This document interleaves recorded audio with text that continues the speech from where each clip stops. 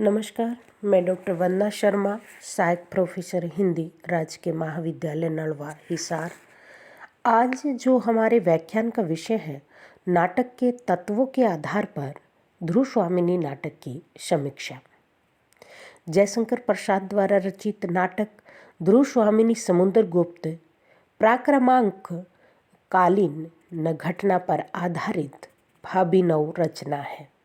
सम्राट समुद्रगुप्त ने अपने विशाल साम्राज्य की स्थापना की थी, जिसे उनके ज्येष्ठ पुत्र रामगुप्त ने अपने 1 वर्ष के कार्यकाल में ही टूटने के कगार पर ला दिया था। चंद्रगुप्त ने इस टूटते साम्राज्य को बचाया था तथा विच्छिन्न नारी को पुनर्विवाह का अवसर प्रदान किया था। नाटक के तत्वों के आधार पर इस नाटक की समीक्षा इस प्रकार की जा सकती है। इस नाटक की कथा वस्तु क्या है? देखिए, किसी भी नाटक में कथा वस्तु का मूल आधार है, जिस पर सारी कथा का बाना बुना हुआ है। ध्रुव स्वामिनी की कथा वस्तु इतिहास और कल्पना की अद्भुत मिश्रण रहा है। ध्रुव स्वामिनी की कथा वस्तु 3 अंकों में विभाजित है। प्रत्येक अंक में एक दृश्य है। सारी घटनाएं प्राय एक ही स्थान पर घटित हुई है। कथा वस्तु का केंद्र रामगुप्त और शकराज का शिविर है। कथा वस्तु इस प्रकार है। सम्राट समुद्रगुप्त ने अपने छोटे बेटे चंद्रगुप्त को युवराज घोषित किया था, किंतु उनकी मृत्यु के पश्चात चंद्रगुप्त अपना विलासी राज्याधिकार जीवन व्यतीत करने लगा, और जिससे रामगुप्त अत्यंत कायर, विलासी और शासक बनने के सर्वथा अयोग्य रहा। वह शिखिर स्वामी के साथ षड्यंत्र रचता है और चंद्रगुप्त की प्रेयसी वाग्दत्ता पत्नी से विवाह कर लेता है, किंतु उसे सदा ये भय बना रहता है कि ध्रुव स्वामिनी चंद्रगुप्त से ही प्रेम करती है। ध्रुव स्वामिनी नाटक की जो कथा वस्तु है, वो 3 अंकों में संक्षिप्त रूप से उसका वर्णन इस प्रकार से हम वर्णित कर सकते हैं। नंबर 1, जो प्रथम अंक इसका है, रामगुप्त के शिविर में एक कोने से ध्रुव स्वामिनी का प्रवेश होता है। उसके पीछे पीछे एक पुरुष और एक लंबी स्त्री नंगी तलवार लिए चुपचाप आती है। खड्गधारिणी पहले तो गूंगी का अभिनय करती है, पर बाद में चंद्रगुप्त की दीनावस्था और ध्रुव स्वामिनी के प्रति उसके प्रेम का परिचय ध्रुव स्वामिनी को देती है। ध्रुव स्वामिनी रामगुप्त के प्रति घृणा व्यक्त करती है।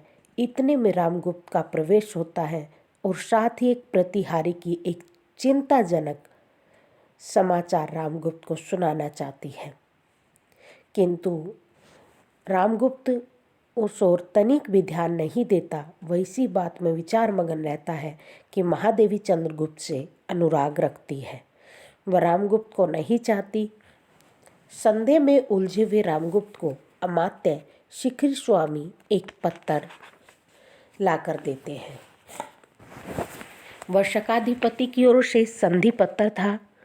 इसकी ओर विशेष ध्यान नहीं दिया जाता और वे ध्रुव स्वामिनी के समक्ष किए जा रहे हिजड़े और बोनों के हास परिहासात्मक प्रदर्शन का आनंद लेने लगते हैं। इसी बीच पुण्य अमात्य शिखिर स्वामी आकर शकराज के दूत का संदेश सुनाता है और शकाधिपति ने अपने लिए महादेवी की तथा अपने सामंतों के लिए गुप्त साम्राज्य के सामंतों की पत्नियां मांग की है।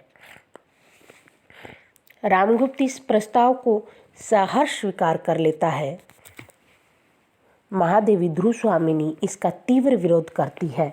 वह रामगुप्त से बहुत अनुनय विनय करती है, परंतु रामगुप्त ध्रुव स्वामिनी की बात को अस्वीकार कर देता है। ध्रुव स्वामिनी निराश होकर आत्महत्या करना चाहती है। इतने में तेजी से चंद्रगुप्त का प्रवेश होता है और वह ध्रुव स्वामिनी को ऐसा करने से रोकता है। चंद्रगुप्त ये जानकर कि रामगुप्त ने ध्रुव स्वामिनी को शकराज के लिए सौंपना स्वीकार कर लिया है, बहुत दुखी होता है। वह ध्रुव स्वामिनी बनकर स्वयं अन्य सामंत कुमार के साथ शकराज के पास जाने का निश्चय करता है, शिखिर स्वामी ध्रुव स्वामिनी को भी साथ जाने के लिए कहता है। चंद्रगुप्त इसका विरोध करता है, पर अंत में ध्रुव स्वामिनी का भी चंद्रगुप्त के साथ जाना निश्चित हो जाता है। अंत में सामंत कुमारों के आगे आगे मंदाकिनी गीत गाते हुए प्रवेश करती है। मंदाकिनी के अतिरिक्त चंद्रगुप्त और ध्रुव स्वामिनी सबके साथ धीरे धीरे प्रस्थान करते हैं और इस प्रकार प्रथम अंक की समाप्ति हो जाती है। द्वितीय अंक जो इस नाटक का है वह यह है कि द्वितीय अंक में शकराज के शिविर से प्रारंभ होता है। शिविर में शकराज की प्रेमिका कोमा दिखाई देती है और शकराज के प्रति अपने प्यार पर विचार करती है। वह एक सीढ़ी पर बैठ जाती है। इतने में शकराज हाथ में नंगी तलवार लिए चिंतित भाव से प्रवेश करता है। वह कोमा को नहीं देख पाता। अपने दूत खिंगल की उसे प्रतीक्षा है। कोमा को देखकर वह उससे बातें करने लगता है। वह अपनी भीषण परिस्थितियों से कोमा को अवगत कराना चाहता है। कोमा शकराज के लिए एक मदिरा का प्याला लेने चली जाती है। इसी बीच खिंगल प्रवेश करता है। खिंगल के मुंह से ये सुनकर कि रामगुप्त ने उसके दोनों प्रस्ताव स्वीकार कर लिए हैं, शकराज बहुत खुश होता है। कोमा चुपके से आकर पीछे खड़ी हो जाती है और सारी बातें सुन लेती है।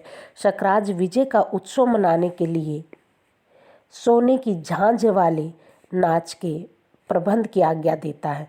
शकराज अपने सामंतों के साथ विजय उत्सव का आनंद लेते हैं। रात का समय होने पर शकराज बड़ी अधीरता के साथ भेंट से में आई हुई ध्रुव स्वामिनी की प्रतीक्षा करता है। खिंगल दुर्ग द्वार पर पालकियों के आगे आने की सूचना देता है। साथ ही यह भी कहता है कि महादेवी केवल शकराज से सीधे ही भेंट करना चाहती है। कोमा भी शकराज के निकट ही बनी रहती है। उसे ये बात अच्छी नहीं लगती कि एक स्त्री को अपने पति से अलग करके अपने गर्व की तृप्ति के लिए अनर्थ अथवा पाप किया जाए। इसलिए कोमा शकराज को ऐसा करने से रोकती है, परंतु शकराज उसकी भर्त्सना पर उसके हृदय को चोट पहुंचाता है। वह अपने धर्म आचार्य का भी अपमान करता है। मिहिर देव शकराज का साथ छोड़ने को तैयार हो जाते हैं और अपने साथ कोमा को भी चलने के लिए कहते हैं, पर कोमा को शकराज का साथ छोड़ने में संकोच होता है।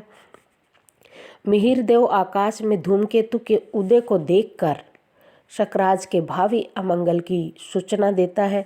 शकराज ये जानकर अत्यंत भयभीत होता है कि वह कोमा को मिहिर देव के साथ जाने से रोकता है, परंतु कोमा चली जाती है और भयभीत शकराज अकेला रह जाता है। ध्रुव स्वामिनी के वेश में चंद्रगुप्त आपस में वार्तालाप करते हुए प्रवेश करते हैं। शकराज के प्रवेश के साथ ही दोनों चुप हो जाते हैं। शकराज दोनों को देखकर चकित हो जाता है और निश्चय ही नहीं कर पाता कि इन दोनों में कौन ध्रुव स्वामिनी है। दोनों ही अपने को ध्रुव स्वामिनी बताते हैं।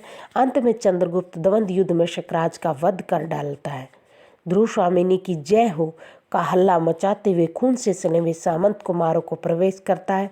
इस प्रकार द्वितीय अंक की समाप्ति हो जाती है। तृतीय अंक का पर्दा शकदुर्ग के भीतरी प्रकोष्ठ में उठता है। मंच पर ध्रुव स्वामिनी विराजमान है। एक सैनिक आता है। वह उससे चंद्रगुप्त के घाव के विषय में पूछता है। मंदाकिनी का प्रवेश होता है और वह आवेश में उसे भाभी कह देती है, किंतु फिर क्षमा चाहती हुई उसे महादेवी कहती है। ध्रुव स्वामिनी कहती है, मंदा, भूल से ही तुमने आज एक प्यारी बात कह दी, उसे क्या लौटा लेना चाहती हो? आह, यदि यह सत्य होता। तभी पुरोहित का प्रवेश होता है। वे महादेवी से स्वास्थ्यन एक विशिष्ट धार्मिक रीति करने को लिए कहता है, परंतु ध्रुव स्वामिनी अपने को महादेवी नहीं कहलाना चाहती। वह पुरोहित और उनके धर्मशास्त्र तथा कर्मकांडों को नारी की दयनीय दशा के संबंध में भर्त्सना करती है। पुरोहित यह कहकर कि उसे अपने धर्मशास्त्र फिर से देखने होंगे, चले जाते हैं। इतने में मिहिर देव और कोमा प्रवेश करते हैं। वे रानी से शकराज के शव की काफ़ी याचना करते हैं। महादेवी उसके लिए आज्ञा प्रदान कर वहां से चली जाती है और उसके चले जाने के बाद चंद्रगुप्त का सहसा प्रवेश होता है। मंदाकिनी को देखकर वह कहता है कि अब उसका यहाँ रहना असंभव है। इतने में नेपथ्य में कोलाहल उठता है और मंदाकिनी ही आकर चंद्रगुप्त को सूचना देती है कि शकराज का शव लेकर जाते हुए आचार्य मिहिर देव और उनकी पुत्री कोमा को रामगुप्त के सैनिकों ने मार डाला। ध्रुव स्वामिनी ये सुनकर चौंक उठती है। सभी सामंत कुमार इस बात से क्षोभ से भर जाते हैं। वे रामगुप्त के प्रति अपमानजनक शब्दों का प्रयोग करते हैं। रामगुप्त सहसा प्रवेश करता है और यह सब सुनकर क्रोधित हो उठता है। वह चंद्रगुप्त पर सारी जिम्मेदारी डाल देता है और उसके बाद में फिर चंद्रगुप्त मौन रहता है और रामगुप्त के संकेत से चंद्रगुप्त बंदी बना लिया जाता है। महादेवी चंद्रगुप्त को बंधन तोड़ देने का अनुरोध करती है। वह अपने को रामगुप्त की पत्नी मानने से इनकार कर देती है क्योंकि रामगुप्त ने ही उसे शकराज की शैया के लिए एक खरीदी हुई दासी के समान भेज दिया था। वह इसका निर्णय धर्म से करवाना चाहती है। क्रोध में भरकर रामगुप्त ध्रुव स्वामिनी को भी बंदी बनाने की आज्ञा देता है। चंद्रगुप्त इसे सहन नहीं कर पाता। वह अपनी बेड़ियां तोड़ देता है और शिखिर स्वामी को ललकारता है। कायर रामगुप्त अत्यंत भयभीत हो जाता है। अवसर देखकर शिखिर स्वामी भी चंद्रगुप्त की ओर हो जाता है। राज्य परिषद की बैठक होती है। इसमें ध्रुव स्वामिनी को रामगुप्त से तलाक और चंद्रगुप्त से विवाह की अनुमति मिल जाती है। दुखी होकर रामगुप्त चंद्रगुप्त पर पीछे से वार करना चाहता है और एक सामंत उसे देख लेता है और रामगुप्त का वध कर देता है। राजधीराज चंद्रगुप्त और महादेवी ध्रुव स्वामिनी के जय घोष के साथ नाटक की समाप्ति हो जाती है। यह ध्रुव स्वामिनी नाटक की कथा वस्तु है जो 3 अंकों में आधारित है। इस प्रकार ध्रुव स्वामिनी की जो ये कथा वस्तु है वह अत्यंत सुगठित है, जो सहज रूप से विकसित होती है और इसमें सर्वत्र रोचकता और जिज्ञासा बनी रहती है। इसमें समस्त कथा रूढ़ियों का भी पालन किया गया है। अब इस नाटक के जो पात्र और चरित्र चित्रण है वो इस प्रकार हैं कि नाटक की कथा वस्तु को गति प्रदान करने में पात्रों की भूमिका प्रमुख होती है, इसलिए इनकी योजना कथा वस्तु के अनुरूप ही होती है। ध्रुव स्वामिनी इस दृष्टि से सफल एवं उत्कृष्ट नाटक है। ध्रुव स्वामिनी के प्रमुख पात्र चंद्रगुप्त, ध्रुव स्वामिनी, रामगुप्त के समान ही गौण पात्र मिहिर देव, मंदाकिनी, कोमा आदि सभी जीवन की सहज रेखाओं से निर्मित है। इनमें इतिहासबद्ध तथ्यों के साथ कल्पना के सम्मिश्रण ने दर्शकों के मन पर विशेष प्रभाव छोड़ा। वह सभी पात्रों में वर्ग विशेष का प्रतिनिधित्व दिखाई देता है। चंद्रगुप्त शूरवीर पराक्रमी है तो रामगुप्त कामी तथा आक्रमण। कोमा कोमल हृदय नारी है। ध्रुव स्वामिनी नारी जीवन की व्यथा को भोगने वाली और नारी स्वतंत्रता की समर्थक है। शिखिर स्वामी अमात्य का प्रतिनिधित्व कर रहा है। चंद्रगुप्त, ध्रुव स्वामिनी और शकराज नियतिवाद से ही प्रभावित चित्रित किए गए हैं। इनके चरित्र चित्रण में लेखक ने अंतर्द्वंद और बहिर्द्वंद पद्धति का आश्रय लिया है। अंतर्द्वंद द्वारा पात्रों की चारित्रिक विशेषताएं उद्घाटित की गई हैं तथा बहिर्द्वंद से सत प्रवृत्तियों की विजय दिखाकर लोकमंगल की स्थापना की गई है। ध्रुव स्वामिनी का चरित्र चित्रण पूर्ण मनोवैज्ञानिक आधार पर हुआ है। जो प्रेम चंद्रगुप्त से करती है वह विवाह रामगुप्त से करना पड़ता है। अनेक मानसिक यातनाओं को सहना, पति द्वारा शत्रु को उपहार में देने का निर्णय, पूर्व प्रेमी द्वारा रक्षा और अंत में पुनर्विवाह उसके मनोवैज्ञानिक चरित्र निर्माण के पक्ष ही है। लेखक पात्रों और उनके चरित्र चित्रण में पूर्ण रूप से सफल रहा है। संवाद योजना। नाटक की सफलता उसके पात्रानुकूल संवादों पर निर्भर करती है। संवाद नाटकीय, छोटे और प्रभावशाली तथा परिस्थितियों के अनुकूल होने चाहिए। ध्रुव स्वामिनी नाटक में सेवाओं की योजना पात्रों की स्थिति के अनुरूप है। ध्रुव स्वामिनी की व्यवस्था का सजीव चित्र लेखक ने उसकी वाणी से इस प्रकार प्रस्तुत किया है। अरे यह क्या मेरे भाग्य विधाता, ये कैसा इंद्रजाल है। उस दिन राजपुरोहित ने कुछ आहुतियों के बाद मुझे जो आशीर्वाद दिया था, क्या वह अभिशाप था। इस राजकीय अंतपुर में सब जैसे एक रहस्य छिपाए हुए चलते हैं, बोलते हैं और मौन हो जाते हैं। इसी प्रकार जब रामगुप्त ध्रुव स्वामिनी को शकराज के पास भेंट के रूप में भेजता है और वह उससे मर्यादा के अनुसार अकेले में मिलना चाहती है। शकराज उसका मजाक उड़ाता हुआ कहता है कि यह क्या कहा, मर्यादा, भाग्य के झुकने के लिए जिन्हें परवश कर दिया है उन लोगों के मनों में मर्यादा का ध्यान और भी अधिक रहता है। यह उनकी दयनीय दशा है। नाटक के संवादों की भाषा तत्सम प्रधान शब्दावली से युक्त होते हुए भी स्पष्ट, सहज, स्वाभाविक तथा नाटक के कथानक को गति प्रदान करने में सफल है। ध्रुव स्वामिनी नाटक का देश काल और वातावरण किस प्रकार का रहा है वह भी मैं आपको बताना चाहूँगी कि नाटक रंगमंची होते हैं, अतः इनमें देशकालीन वातावरण का विशेष ध्यान रखा जाता है। ध्रुव स्वामिनी नाटक की कथा का आधार ऐतिहासिक है तथा इसका समय सन 380 ईस्वी के लगभग माना जाता है। लेखक ने तत्कालीन शासक रामगुप्त की विलासिता एवं अयोग्यता, शकराज के आक्रमण एवं संधि की विचित्र शर्तों और चंद्रगुप्त की वीरता, ध्रुव स्वामिनी की निर्भीकता, राजनीतिक षड्यंत्रों आदि का यथार्थ अंकन किया है। नारी को उपहार की वस्तु मानना, पर स्त्री गमन, नारी जागृति, धार्मिक कर्मकांडों के स्थान पर धार्मिक जागरूकता आदि का वर्णन भी लेखक ने यथास्थान किया है। धर्मशास्त्री ही रामगुप्त से ध्रुव स्वामिनी के तलाक की व्यवस्था करते हुए कहता है, जिसे अपनी स्त्री को दूसरे की अंकगामिनी बनाने के लिए भेजने में कोई संकोच नहीं, वह कलयुग नहीं तो और क्या है। मैं स्पष्ट कहता हूँ कि धर्मशास्त्र रामगुप्त से ध्रुव स्वामिनी के मोक्ष की आज्ञा देता है। लेखक ने ध्रुव स्वामिनी नाटक में तत्कालीन राजनीतिक, सामाजिक, धार्मिक परिस्थितियों का यथार्थ अंकन करते हुए देशकालीन वातावरण की दृष्टि से इसे एक सफल नाटक बनाया है। अभिनेता ध्रुव स्वामिनी नाटक की प्रमुख विशेषता उसकी अभिनयात्मकता है। ध्रुव स्वामिनी प्रसाद जी का अंतिम नाटक है। उस समय तक प्रसाद जी की नाट्य कला में पूर्ण विकास आ चुका था, इसलिए ध्रुव स्वामिनी नाटक अभिनेता और रंगमंच की दृष्टि से एक प्रौढ़ कृति है। यह नाटक 3 अंकों पर आधारित है और प्रत्येक अंक में एक ही दृश्य है। सारा घटनाक्रम बहुत थोड़ी अवधि में पूर्ण हो जाता है और 3 अंकों की योजना प्रसाद जी के नाट्य शिल्प की नई उपलब्धि है। प्रत्येक दृश्य के आरंभ में उन सब स्थलों पर जहाँ दृश्य के बीच में नवीन पात्रों के प्रवेश के कारण वस्तु स्थिति में परिवर्तन की आवश्यकता पड़ी, वहाँ सूचना द्वारा इस प्रकार परिचय दिया है कि स्थल एवं विषय संबंधी कोई ज्ञातवशेष नहीं रह जाता।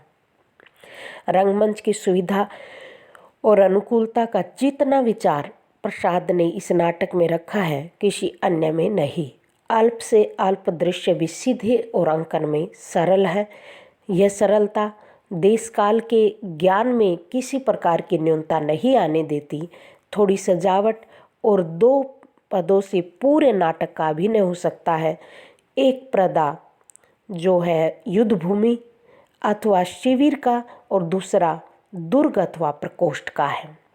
लेखक ने रंग, सज्जा और क्रिया व्यापार के आवश्यक संकेत भी ध्रुव स्वामिनी में यथास्थान दिए हैं। कोष्ठकों में बंद रंग संकेतों से पात्रों की मानसिक स्थिति, मुख मुद्रा, आंगिक चेष्टाओं आदि का स्पष्टीकरण हो जाता है। लेखक ने नाटकीय वर्जनाओं का भी विशेष ध्यान रखा है। गीतों की संयोजना भी पात्रों की मनस्थिति एवं अंतर्द्वंद को व्यक्त करती है। यथास्थान हास परिहास की सृष्टि गूंगी, परिचारिका, बोनो, हिजड़ों के द्वारा की गई है। लेखक ने संकलन तरह की योजना भी समस्त कथा को बहुत कम समय में कहकर की है। नाटक के अधिकांश संवाद संक्षिप्त एवं सजीव है। इस प्रकार अभिनेता की दृष्टि से ध्रुव स्वामिनी एक सफल नाटक है।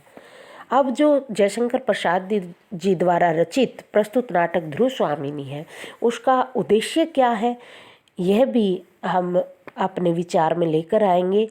कि प्रसाद जी ने अपनी रचनाओं के उद्देश्य के संबंध में स्वयं ही कहा है कि मेरी इच्छा भारतीय इतिहास के अप्रकाशित अंश से उन घटनाओं का दिग्दर्शन कराने की है जिन्होंने हमारी वर्तमान स्थिति को बनाए रखने का बहुत कुछ प्रयत्न किया है।